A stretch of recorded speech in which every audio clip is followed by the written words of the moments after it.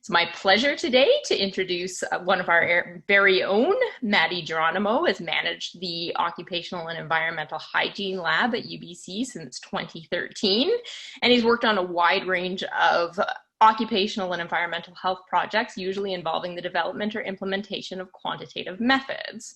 Given the OEH Laboratory's experience in particulate monitoring, bioaerosols, personal protective equipment, and methods development, Matty has been very involved in projects related to respiratory PPE in response to the COVID-19 pandemic. And I believe he was actually seconded to Vancouver Coastal Health for a while, and he's going to tell us a little bit about that. So welcome, Matty. Great to have you. Please feel free to unmute yourself. Okay, here I am. Thanks, Sarah. Should I get started here? Yes, please do. Okay, here we go. Okay, so I had to give it a title of some sort, so here it is, but ensuring a supply of respiratory protection, occupational hygiene, and development of solutions. It's really kind of a grab bag. It's a couple different projects, but there is a kind of through line between them, and it's, to me, is kind of about the interdisciplinary nature of what we do here of occupational hygiene. You'll see it's going to integrate engineering and product design and biology and all these different things, which I found quite interesting, and I hope you guys will find interesting as well. Maddie, I'm going to butt in for one moment. I don't see your video. I don't know if you want to be showing yourself on video while you're speaking. Oh, can people see that in addition to the slides? Yes, they can. There you go. Now we can see you. Thank you very much. Yeah, no, thanks for telling me. Okay. So just some background here. This is essentially all these were COVID response projects. And due to that, of course, there's an increased demand on respiratory PPE. There's restrictions on supply and shipments from normal suppliers. You've probably seen that in the news with, stuff being politically involved with whether it can travel across borders. Lots of new companies popping up overnight, especially overseas, that aren't vetted, that aren't in your normal supply. So that's the background of severe supply chain problems. And I will just mention here, side note, use of face masks by the general public is a separate topic, and I won't be addressing that. This is specifically about occupational environments. Okay, poll question 1 goes here. Have you worn an N95? There she goes. Thank you.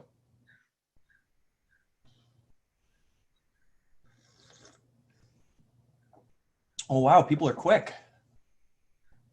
Yep, we'll give it one more second. We're just waiting a few more answers. And I'm going to end that and then share the results with everybody so they can see them. When I stop sharing, you may actually have to clear that from your screen, Matty. How do I do that? Just click it closed. There we go.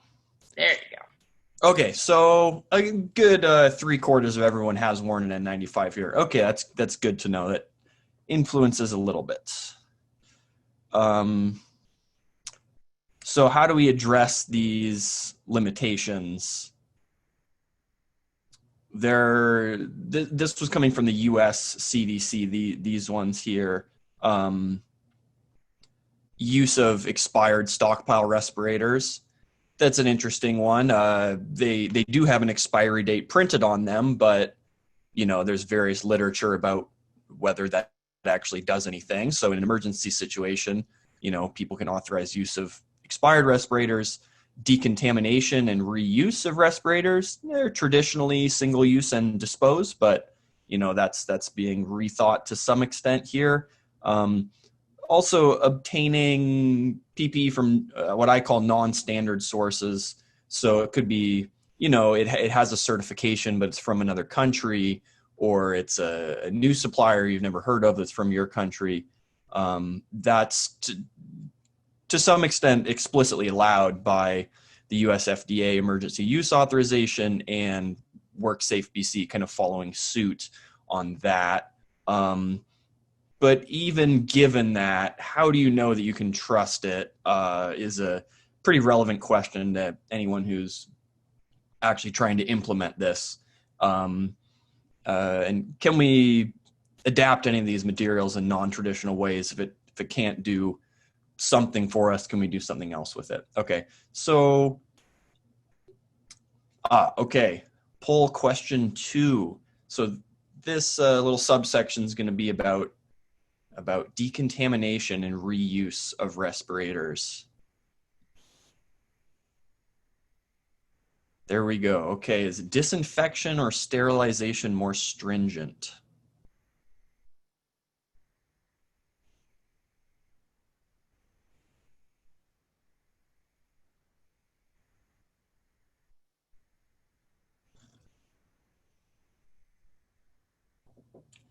All right. We have enough there to go with. Okay. Sterilization won by a large margin. That is correct. Okay, so we're decontaminating respirators. Decontamination, though, is, kind of a category. It's not one specific thing, so it's usually broken down, at least in the medical context, where you're often decontaminating, say, surgical instruments, to cleaning, disinfection, and sterilization. Cleaning is what it sounds like, cleaning visibly soiled surfaces, just washing something. Disinfection reduces the number of viable infectious agents, but might not necessarily inactivate everything. Sterilization should inactivate everything. Now, of course, it can't be absolute. It's actually a probability, but it's a very high probability. It's basically 1 in 10 to the 6th chance you didn't, aka log 6 reduction.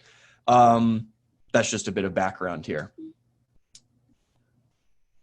So this is for decontaminating N95 or other respiratory protection. There's some different options, and I think all of these are used in different areas or by different research groups. Ethylene oxide and vaporized hydrogen peroxide are, considered sterilization. They should really get everything. Ethylene oxide, however, has a disadvantage of any residual.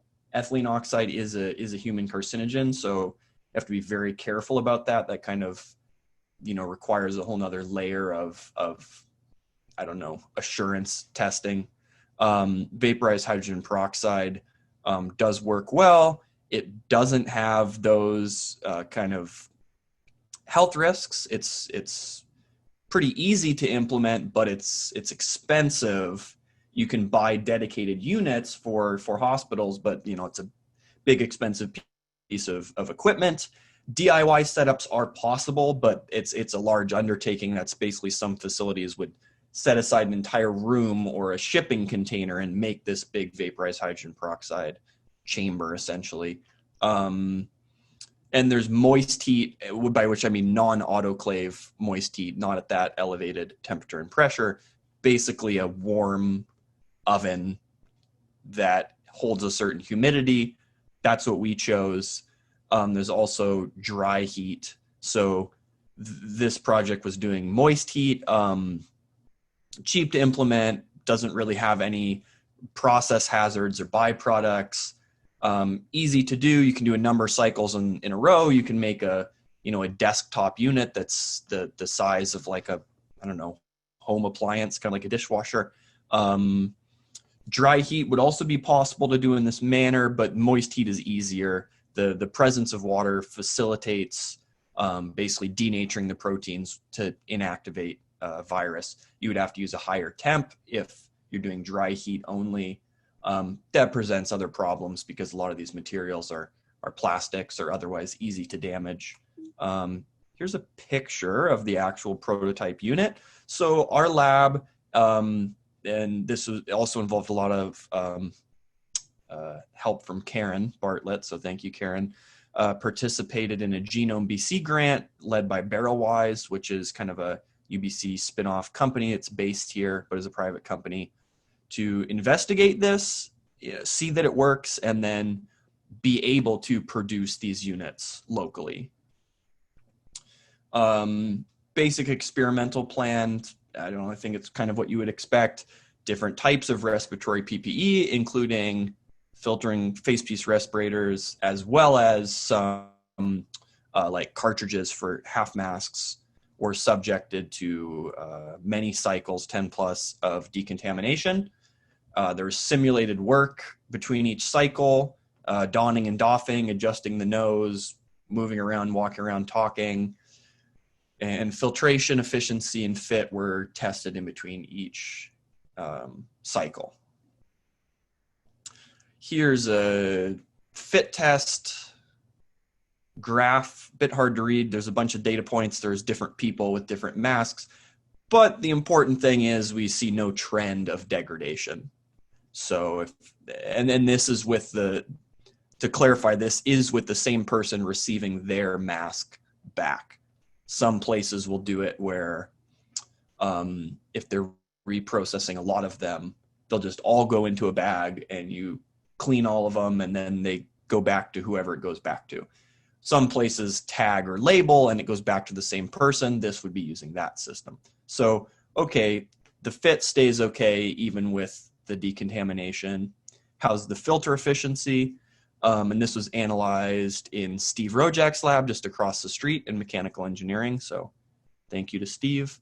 Particle penetration, totally fine for both of them. You'll see on the y-axis there, it's 0 to 1.4. So 5%, which would be way up here out of the graph, is the benchmark for an N95. So no problem there. That's 13 uses. And this is the same thing for a P100 cartridge. However, somewhat confusingly, the scale is reversed. So this is efficiency versus penetration, but they're very similar. 99% efficiency is 1% penetration. Okay, that's great. That we're kind of showing we can use this moist heat and it's kind of a gentle enough cleaning method that it doesn't degrade the straps, the elastic, the aluminum, and it doesn't degrade the actual mechanism of filtration. And about the mechanism of filtration, that is poll question 3. Can we bring that up? There's actually a number of different mechanisms that all of these respirators use to capture particulate. And that's what this question is about.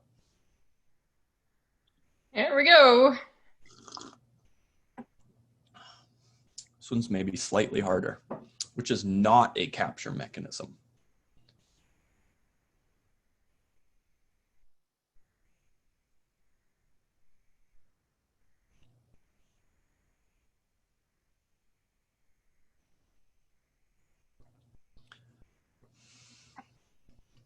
Give folks a bit of time to think about this. This one's more contentious. It is. We got good balance going on here, except for interception.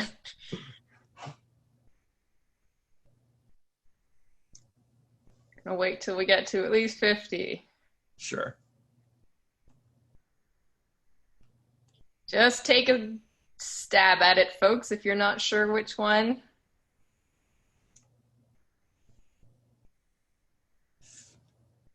All right. There we go.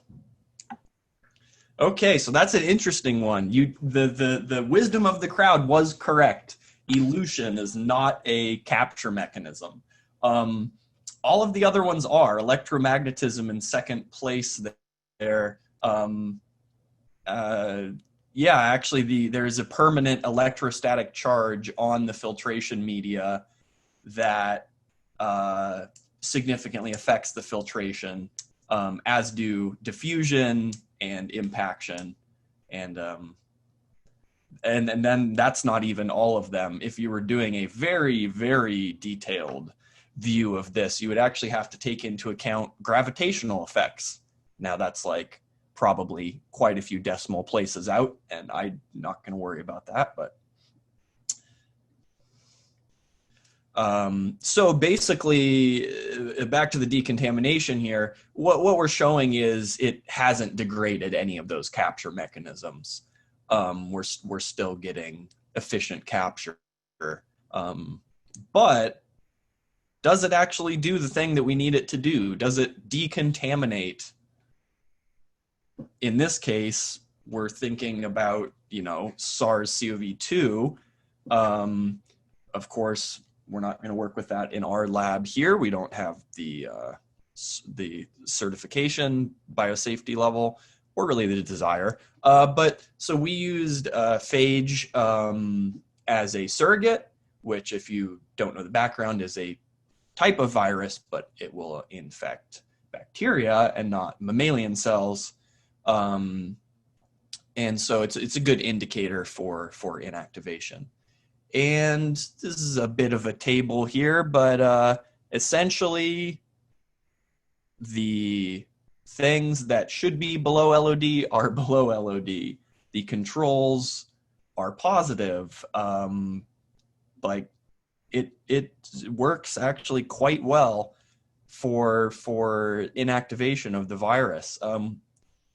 Initially, kind of when me and Karen were talking about this, we could kind of see it going either way. Had been reported that this works pretty well, but the conditions actually aren't that stringent. I would have to pull up my report here, but I believe it's somewhere around, it's below 100 degrees C and it's 60 or 80% relative humidity. That is sufficient to get a very thorough inactivation. Now, the caveat here, or just thing to know, is back to that first question about what are the different types of deactivation. This would not be considered sterilization. This isn't going to get, for example, very resistant bacterial spores or some other things that are harder to kill. This is considered disinfection is the right term for this, not sterilization. However, for the purposes of what we're doing for a piece of PPE that you will wear that isn't used internally, it's not this isn't a surgical instrument. Actually, I think is quite okay for this, and it could be used. And I foresee a question at the end. I'll just preempt it here. Is this being used? Well, really the option is with the people that would actually implement it. So that could be, it could be healthcare, emergency services, whoever. The goal of this project was to get it ready to be there as a backstop for if it's needed. So we have a couple prototype units fully working.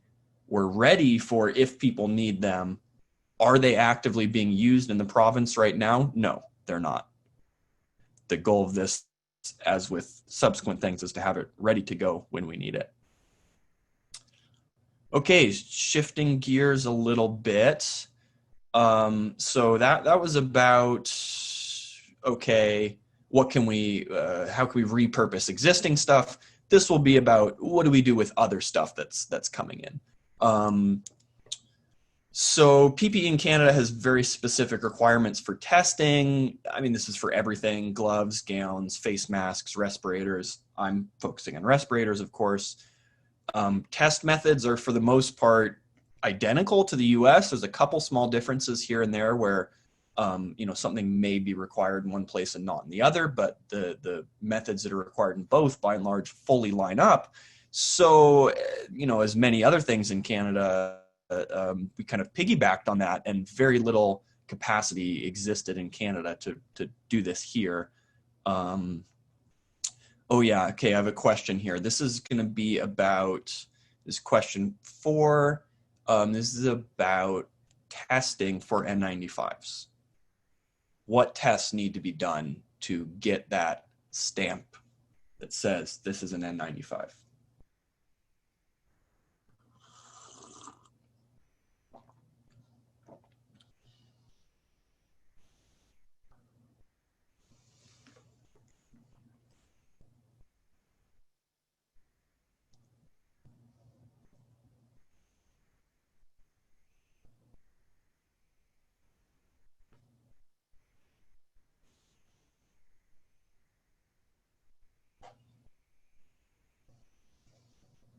Couple more people. Yeah, we'll give it a couple more seconds. Biocompatibility and liquid resistance aren't getting much love.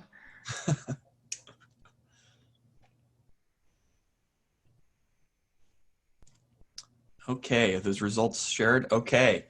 Okay, the wisdom of the crowd did not prevail. In Canada, we're basically following NIOSH's lead, even though they're the U.S. agency, and they're following U.S. federal regulations, and the specific one here, 42 CFR 84, about what is a respirator, how do we test them. It's actually about the breathing resistance and the filtration efficiency. And of course, fit testing is required to use them in the field, to put on your employees or, to wear yourself. But in order to do the lab testing to approve them, it's actually breathing resistance and filtration efficiency. And breathing resistance is inhale and exhale, the two separate things. So as Sarah mentioned, I was seconded this summer to help develop testing infrastructure here in BC. This was a collaborative thing supported by local, provincial, and federal groups, which was, really just an interesting opportunity for me to get to participate in this and, interface with National Research Council, Health Canada, other groups. And mandate is to develop testing capacity. As I said, Canada really didn't have much testing capacity. This was not a hot button issue this time last year. Very few people cared about, the size distribution of aerosol that gets through different types of respirators. Like it's actually kind of interesting to be in a field that is pretty obscure. And then suddenly it's like, that's in the news. You read about it on CBC and what have you. So mandates to develop that testing capacity. There's people doing that federally at PHAC and NRC. There's private companies working on it. And this project was to develop it kind of in the public sector in BC, just to support whatever needs to happen. That's, if you have specific testing questions about different methods or different types of PPE or what have you, you can contact me outside of the presentation. I've, developed some good background on that, and I'm happy to help people out. And in fact, already have, been talking to various people just to try and facilitate that. But the specifics of what was going on in this lab is kind of not public yet, and we'll have to wait, and there will be a nice update and press release and stuff, I'm sure, in the future. Okay, moving on. How can PPE that will otherwise not be used be adapted? This is coming out of basically, I probably even have some here. All over Canada, we have tons of KN95s and other types of respirators that may have fine filtration efficiency, but don't fit test well. And again, big collaborative project, us, UBC Engineering Physics, Mechanical Engineering. There's some private prosthetics and other medical devices people, etc.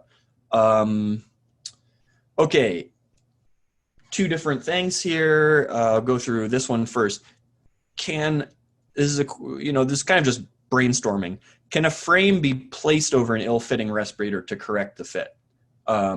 We noticed, already knew, but really noticed when you wear something that's ill-fitting, the kind of sides of the nose here where it meets the cheek, the chin down here are really key aspects of the fit, as well as the kind of position and tightness of the ear loops. So just starting from basics, just starting from a picture and some CAD, we thought, can we do something here? Essentially, okay, you have a filter, it's kind of sitting there loosely. Can you just have something push it on? Kind of simplistic idea, but let's give it a try. So this was, a interesting exercise in prototyping and testing, really linking in with like industrial designer with a lot of experience, as well as the mechanical engineering folks, trying to get different rigidities or material, I don't know what to call it, qualities. So that's a picture of me with various different types here. So you can kind of see how it works. And we got to a point where, okay, this frame does actually work in many cases to bring your quantitative fit factor above 100, from, at least on me, like very low, like nothing, basically less than 10 quantitative fit factor. However, with a lot of help from local AIHA and Mona Shum and other people who are very generous with their time, we actually got this out, got these prototypes out, got test data, like had people fill out questionnaires. Almost everyone reported, oh, this is super uncomfortable. So, okay, we have a solution. It works. You get the good fit, everyone's going to be safe. Yay. But if no one will wear it, if it's just uncomfortable and no one likes it, that's not worth implementing. Like, you have to be realistic about, adoption and perception of it. Also, we have to accommodate all face sizes and shapes. You probably noticed that me and David in the previous pictures are like both white males, about 6 foot. We can't just design it for that. So we switched a little bit. So we went to a soft conformable silicone, which will kind of, regardless of your face width or, how prominent your chin is or whatever, will conform to that. But we kept a rigid aluminum nose piece throughout this area, where you would have an aluminum nose piece on, say, an N95, to be able to adjust that, as well as an adjustable head piece similar to an elastomeric half mask. So yeah, took percentage of successful fit tests with something that really didn't fit well at all to above 50%, and that's on the first try. And as you may know, it often takes multiple tries to really get someone to don and get used to something. So we considered that very successful. However, I will say disadvantages. Donning and doffing is doubled. Every time you put it on or off, there's a respirator and then there's this frame. And this got up to the level of like, okay, we have the data, we have a plan forward, but we need some buy-in to really take it to the next step. And essentially we stopped there. This again is kind of like a backstop. If we need it, we'll go back and bring this in. We're at a pretty good place with it. We have designs ready to go, but there were some serious concerns, and I think rightfully so. I don't disagree with this, just about adoption and buy-in by staff. Comfort, the doubling of donning and doffing, just in general, people were very hesitant to, people at a management level were hesitant to buy into this for their staff, which is totally understandable. It is really doubling. You're putting PPE on PPE. It's a bit of a headache. But it's here. If we need it, we can revisit. Happy to answer other questions about that. I know that there's kind of people that I talked to in the last couple months about where this is at. There was some interest, but that's where it's at right now. So, same question. What can be done with respirators that filter efficiently but don't fit well? Another just brainstorm question. Can an ill-fitting respirator be used just as filter material, just as like raw material? We'll just ignore the fact that it's shaped like a mask and just say it's filter material. And can we put that on an elastomeric half mask, because there's also a shortage of cartridges for those. This separates the fit around the face from the aspects of the filtration. Here's a picture of the first prototype. And yes, it's made of duct tape and rubber bands and stuff. That's how first prototypes look, I guess. But actually it worked. So, using a respirator I'd already been fit test on that I know fits me well. It actually worked. You can rubber band a filter material onto a frame like that, and it will filter as efficiently as whatever material that is. Note, the filtration's not P100 because this isn't P100 material. It's N95 equivalent material. That's fine. It just has to be noted. So how do we actually take this to be a thing? How can this be implemented? Just how should it work? Should this be multiple pieces? Should we use rubber bands? Should we use something else? How do you get the most surface area? Because that will affect your breathing efficiency or your breathing resistance.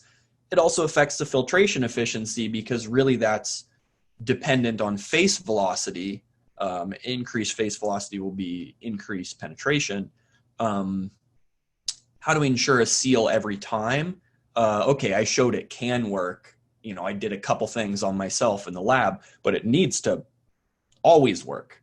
So we moved into a kind of rapid prototyping phase, mainly using 3D printing. This is one of the first prototypes here. So you can see, okay, we switched to a 2-piece thing so that surface isn't just open and exposed. That also kind of clips in the filtration element, and works pretty well on a respirator itself. You can see right there.